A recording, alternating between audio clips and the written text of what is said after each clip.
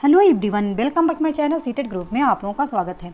आज का जो हमारा टॉपिक है अव्यय यानी अभिकारी शब्द। चाहे आप लोगों को पेपर में अव्यय लिखे मिले या अभिकारी शब्द मिले, दोनों एक ही बात है। इसमें आप लोग कंफ्यूज बिल्कुल भी मत होना। ये हिंदी का टॉपिक है।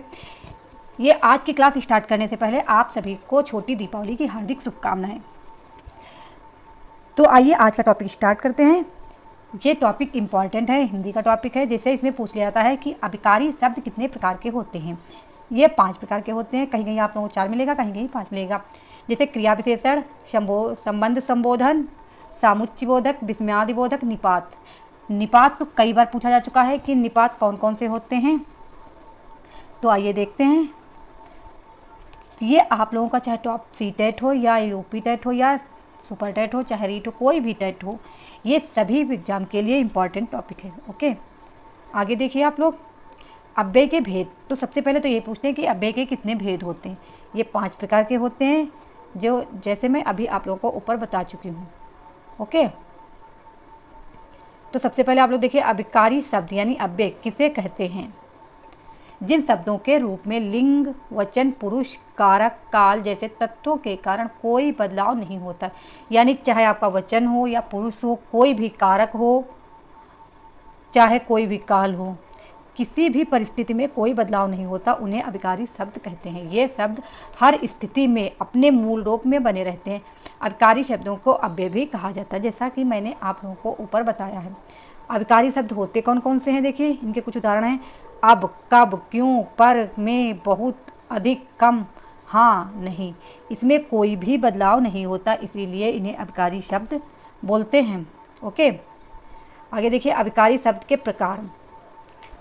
जैसा कि मैंने अभी आप लोगों को ऊपर को बताया है कि अभिकारी शब्द 5 प्रकार के होते हैं। कहीं कहीं आप लोगों को 4 भी मिलेगा। क्रिया विशेषण, संबंध सूचक या संबंध बोधक कहिए, सामुच्चय बोधक, विस्मयादि बोधक। नंबर 5 जो है निपात, आपको इसी में निपात भी मिलता है। ओके, अब देखिए एक एक करके मैं पॉइंट टू पॉइंट आप लोगों को बताऊंगी, जिसमें आप लोगों को कंफ्यूज मत हो। जब पेपर में पूछा जाए तो उसमें कंफ्यूजन बिल्कुल भी मत हो। एक एक नंबर बहुत इम्पॉर्टेंट होता है आप लोगों को पेपर क्लियर करने के लिए। तो सबसे पहले देख लिए आप क्रिया विशेषण। क्रिया विशेषण वे अभिकारी शब्द होते हैं जो वाक्य में प्रयुक्त होने वाली किसी क्रिया की विशेषता बताते हैं, उन्हें क्रिया विशेषण कहते हैं। उदाहरण, राजेश धीरे धीरे चलता है। राजेश कैसे चलता है? धीरे धीरे चलता है। यहाँ पर इस वाक्य में चलता है एक क्रिया है और धीरे धीरे क्या है, उस क्रिया की विशेषता बता रही है। जो धीरे धीरे है वो क्रिया की विशेषता बता रही है। यानी जो राजेश चलता है वो कैसे चलता है? धीरे धीरे चलता है, विशेषता, इसीलिए धीरे धीरे क्रिया विशेषण है। इस टॉप पॉइंट में पूछ लिया जाए कि क्रिया विशेषण क्या है, तो धीरे धीरे क्रिया विशेषण है। ओके, अगला उदाहरण देखिए आप लोग, क्रिया विशेषण के भेद। ये भी पूछ लिया जाता है क्रिया विशेषण के कितने भेद होते हैं, तो इसके 4 भेद होते हैं। 4 भेद कौन कौन से होते हैं? जैसा कि मैं आप लोगों को क्रिया विशेषण की परिभाषा, जो शब्द वाक्य में क्रिया की विशेषता प्रकट करते हैं उसे क्रिया विशेषण कहते हैं। और क्रिया विशेषण के भेद कौन कौन से होते हैं? कालवाचक विशेषण, स्थानवाचक क्रिया विशेषण, परिणामवाचक क्रिया विशेषण, रीतिवाचक क्रिया विशेषण। ये 4 प्रकार के क्रिया विशेषण होते हैं। ओके मित्रों, अगला देखिए पॉइंट जो है संबंध बोधक अव्यय। चाहे आप लोग इसे संबंध बोधक कहिए या फिर संबंध सूचक भी आप लोग बोल सकते हैं। क्या बोल सकते हैं?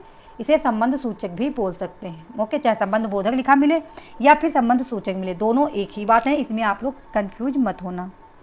अब देखिए संबंध बोधक होता क्या है, इसकी क्या परिभाषा है। संबंध बोधक अभिकारी शब्द वे शब्द होते हैं जो किसी वाक्य में किन्हीं 2 शब्दों के बीच का बोध कराते हैं, यानी उसका संबंध करते हैं। जैसे राम के साथ श्याम है, यहाँ पर जो साथ है राम और श्याम के बीच का क्या है? साथ है। राधा के बिना कृष्ण अधूरे हैं, यहाँ पे बिने है। यहाँ पर साथ और के बिना संबंध बोधक अव्यय है, यानी ये संबंध बता रहा है कि राम के साथ श्याम, राम के साथ में श्याम, इससे आप डरना नहीं, हम तुम्हारे साथ हैं। ओके, राधा के बिना कृष्ण अधूरे, यानी जो राधा कृष्ण कह रहे हैं कि राधा के बिना कृष्ण अधूरे, जब तक राधा का नाम नहीं लिया जाएगा कृष्ण के साथ तब तक कृष्ण अधूरे हैं, क्योंकि ये 2 शब्दों के बीच संबंध का बोध करा रहे हैं। इसे संबंध बोधक अव्यय कहते हैं। ओके, यदि आप लोगों को समझ में आ रहा है तो आप लोग मेरे वीडियो को लाइक एंड शेयर करिए ज़्यादा से ज़्यादा। ओके। सामुच्चयबोधक अव्यय। अब देखिए सामुच्चयबोधक अव्यय क्या होता है? किसी वाक्य में पूरे समूह यानी सामुच्चय का बोध कराने वाले अभिकारी शब्दों को सामुच्चय बोधक अव्यय कहते हैं। यानी जो पूरे समूह का बोध कराए उसे सामुच्चय बोधक अव्यय कहते हैं। जैसे राजेश खाना खा रहा है लेकिन रजनी सो रही है। ये जो यहाँ पे लेकिन है ये क्या है? सामुच्चय बोधक है, क्योंकि राजेश सो रहा है लेकिन जो राजेश है वो खाना खा रहा है लेकिन रजनी सो रही है। यहाँ पर लेकिन एक सामुच्चय बोधक है। यदि तुम मेहनत करते तो पास हो जाते। कहने का यदि तुम मेहनत करते तो पास हो जाते, वरना फेल हो जाओगे आप लोग। जब मेहनत नहीं करोगे तो फेल हो जाओगे। यही सामुच्चय बोधक अव्यय हमें बताता है। ओके। अगला पॉइंट देखिए विस्मयादि बोधक। ये विस्मयादि बोधक अव्यय है। विस्मयादि बोधक अव्यय वे अव्यय होते हैं जो किसी वाक्य में आश्चर्य यानी विस्मय, हर्ष, दुख आदि का बोध कराए। अरे ये कैसे हो गया? विस्मयादि हर्ष, कोई खुशी हो या कोई अचानक से दुख पड़ जाए उसे विस्मयादि बोधक अव्यय कहते हैं। जैसे वाह कितना सुंदर दृश्य है, अरे आप आ गए। इसकी मेन पहचान है ये यहाँ पे ऐसे इसका निशान लगा होगा। शाबाश बेटा तुमने तो कमाल कर दिया। आहा कितना सुहाना मौसम है। यहाँ पे जो आहा है, शाबाश है, अरे है, वाह है, ये सब क्या है? विस्मयादि बोधक यानी विस्मय प्रकट कर रहे हैं। इसे विस्मयादि बोधक अव्यय कहते हैं। ओके। ये टॉपिक बड़ा आसान, इसको मैं चाहती तो लंबा भी खींच सकती थी, लेकिन मैं आसान भाषा में आप लोगों को समझा रही हूँ जिससे आप लोगों को कन्फ्यूजन मत ना हो। अब देखिए निपात। निपात क्या होते हैं? ये जो निपात है ये कई बार पेपर में पूछा जा चुका, चाहे आपका सीटेट हो या टेट हो। जो अव्यय किसी शब्द या पद के बाद जोड़कर उसके अर्थ में विशेष बल या अवधारणा को व्यक्त करते हैं उन्हें निपात कहते हैं। जैसे ही, भी, तो। यदि तुम मेहनत करते तो देखो जुड़ गया तो पास हो जाते। केवल, मात्र, भर, ये सब क्या है? ये निपात हैं। आप देखिए इसमें किस प्रकार से क्वेश्चन पूछे जा रहे हैं। कुछ यहाँ पे मैं आप लोगों को जो प्रीवियस के क्वेश्चन के पेपर आए हैं वो मैं आप लोगों को दिखाने की कोशिश करती हूँ। निम्नलिखित में से अभिकारी पद नहीं है। ये यचटेट 2019 में पूछा हुआ क्वेश्चन है। तो जैसा कि मैं आप लोगों को पहले बता चुकी, चाहे आपका रीट हो या यचटेट हो या REESB हो या सीटेट हो या यूपीटेट हो या सुपरटेट हो, सब में आप लोगों को जितने भी टीचिंग से रिलेटेड एग्जाम हैं सब में आप लोगों को 1 से या 2 या इससे अधिक भी क्वेश्चन देखने को मिल सकते हैं। इसीलिए ये टॉपिक ध्यान से आप लोग पढ़ना। जो अभिकारी पद नहीं पूछा है, संबंध सूचक, सर्वनाम, सामुच्चय बोधक, क्रिया विशेषण। मैं अब आप रिवाइज करिए जो मैं बताई थी। अभिकारी शब्द कितने प्रकार के होते हैं और कौन कौन से होते हैं। अब देखिए अभिकारी शब्द कितने प्रकार के होते हैं। पहले ये देखिए आप लोग जो अभिकारी शब्द हैं वो 5 प्रकार के बताए थे। मैं क्रिया विशेषण भी बताया था, संबंध बोधक, सामुच्चय बोधक, विस्मयादि बोधक, निपात। ये अव्यय के भेद बताए थे। और क्वेश्चन में क्या पूछा गया देखिए आप लोग कि नहीं है तो 4 तो इसमें से मिल रहे हैं। देखिए संबंध बोधक भी मिल रहा है, संबंध सूचक मिल रहा है, हाँ, सामुच्चय बोधक ये भी मिल रहा, क्रिया विशेषण ये तो पहला ही था। लेकिन जो सर्वनाम है ये कहीं पे नहीं आप लोगों को मिला। तो इस क्वेश्चन का जो राइट आंसर नहीं पूछा है तो नहीं का भाई नहीं, यानी सर्वनाम इस क्वेश्चन का राइट आंसर बी इसका राइट आंसर है। ओके। अगला क्वेश्चन देखिए, गीता मंद मंद मुस्कुरा रही है, इस वाक्य में मंद मंद व्याकरण की दृष्टि से क्या है? ये यूपीटेट 2015 में पूछा हुआ क्वेश्चन है। विशेषण, क्रिया विशेषण, संज्ञा, सर्वनाम। तो इसमें कहीं विशेषण हमने पूछा ही नहीं, अलग से नहीं पूछा, लेकिन क्रिया विशेषण एक साथ पूछा, बताया है कि 4 प्रकार के या 5 प्रकार के कहीं भी मिले वो अव्यय के प्रकार होते हैं। तो इस क्वेश्चन का जो राइट आंसर बी यानी क्रिया विशेषण इसका राइट आंसर है। ये यूपीटेट 2015 में आया हुआ क्वेश्चन है। ओके। अगला क्वेश्चन देखिए, कहने का ऐसा तरीका तो नहीं होना चाहिए। वाक्य में निपात शब्द है। ऐसा तो का ही, ऐसा तो ही। अब देखिए कहने का ऐसा तरीका तो होना ही चाहिए, तो इसमें निपात क्या है? तो है और ही है। इसीलिए इस क्वेश्चन का जो राइट आंसर है डी इसका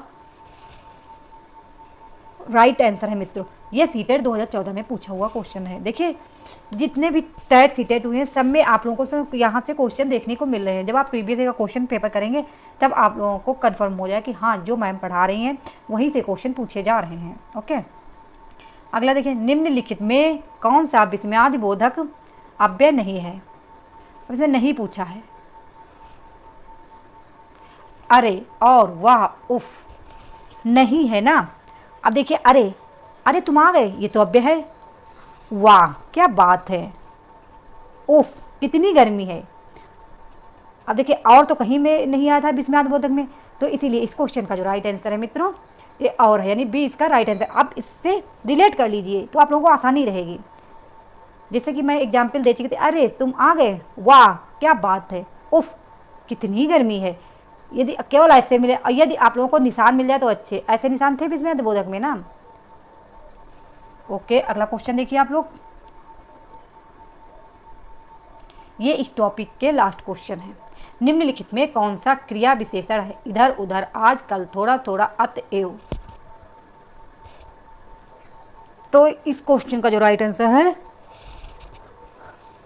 यानी ए इसका राइट आंसर है। इधर उधर ये क्या क्रिया विशेषण है, ये बता रहा। निम्नलिखित में से हर्ष सूचक विस्मयादि बोधक शब्द है। मतलब हर्ष वाला पूछा है, ना कि दुख वाला पूछा है। या अब देखिए, आहा ये तो मतलब दर्द भरी, अरे वाह, ओहो, ऐसे आप लोग बोल के देख लीजिए तो उसमें आप लोग कंफ्यूज मत नहीं होंगे। वाह क्या बात है, आप तो पास हो गए। यानी ये देखिए हर्ष सूचक विस्मयादि बोधक है, तो इसका सी इसका राइट आंसर है। ओके, आप लोगों को ये क्लास कैसी लगी? यदि आप लोगों को अच्छी लग रही है, समझ में आ रही, और आप लोगों को लग रहा है कि ये जो मैम पढ़ा रही है यहीं से क्वेश्चन बनते हैं, तो आप लोग मेरे चैनल को लाइक एंड शेयर करिए और सब्सक्राइब करिए, जिससे मैं आप लोगों को आने वाले जो टॉपिक हैं आसानी से और सरल भाषा में समझा सकूं। Okay, thank you. Next video में नेक्स्ट टॉपिक के साथ फिर मिलती हूँ, तब तक आप लोग पढ़ते रहिए, अपना